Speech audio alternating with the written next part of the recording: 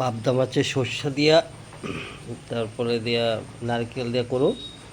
এই যে পাবদা মাছ লয়ে লাইছি, তো পাবদা মাছটা দিয়ে ভাজলাম, আর এদিকে আলু কাঁচকলার একটা সবজি।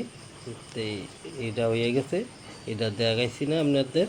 তো এই দিক দিয়ে আমি পেস্ট চুলাই লাইতেছি, পেস্টটা কেটে সেরে তারপরে দিয়ে সেটা ওই ইয়াটার মধ্যে মিক্সচারে দিয়ে দেবো সরষা, তারপরে ইয়াতে নারিকেল, তারপর দিয়ে ইয়া পেঁয়াজ একটু দিয়ে সেরে এটা মিক্সচারে ভালো করে কুক করে দিলাম, ভালো করে সেরে তারপরে দিয়ে সেরে মাছটার বাইচে সেরে এটারে সম্বাদ দেবো।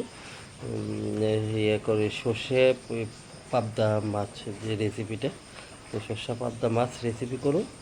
এই যে মোটামুটি পাবদা মাছটা একটু এই চুলার ইয়াটা একটু কমাই দিতে হইব, নাহলে বেশি দেওয়া হিটে দিয়ে বাজলে মাছ ফুটটা শরীরের মধ্যে পড়তে পারে। আর যদি দেন ডাইকা টেক্কা সেটা দিতে পারেন। যদি কাঁচকলা আলুর তরকারি হয়ে গেছে নামাইলাম, তারপরে দেশের এদিকে মাছ ভাজা হয়ে গেছে মোটামুটি এটি, তো এবার নামাইলাম। তারপরে এদিকে দেন সর্ষা পেঁয়াজ কাঁচা লঙ্কা নিচ্ছি, নারিকেল দিয়ে দেবো এটার মধ্যে দিয়ে এসে এদিকে মাছ ভাজা রয়ে গেছে।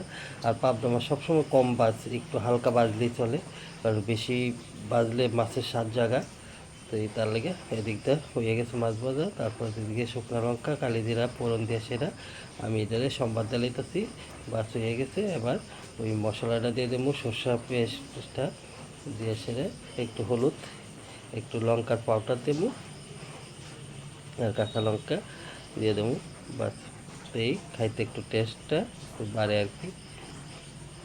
বাস এবার একটু মশলাটা কষাইলাম, কষাইলে তেল তেল ছাড়লে তারপর জল দিয়ে দেবো। এই যে মশলা মোটামুটি হয়ে গেছে, এবার জল দিয়ে দিলাম, জল দিয়ে বেশি সিদ্ধ করতাম না, বাস এইটুকুই। এবার মাছটা দিয়ে দিতেছি, মাছটা দিয়ে দিলেই জলটা শুকিয়ে যাবে। আর দৈন্য হতে দিয়ে নামাইলাম, দৈন্য হতে দিলেও চলে না দিলেও চলে। আমি এতটুকুই দেখাইলাম। সবাই লাইক কমেন্ট শেয়ার করেন, ভিডিওটা ভালো লাগে। আর কী কী রেসিপি আপনারা দেখতে চান আমার একটু জানেন। বাস হয়ে গেছে আমার ঝোল, আর পাক উঠলেই আমি নামাইলাম।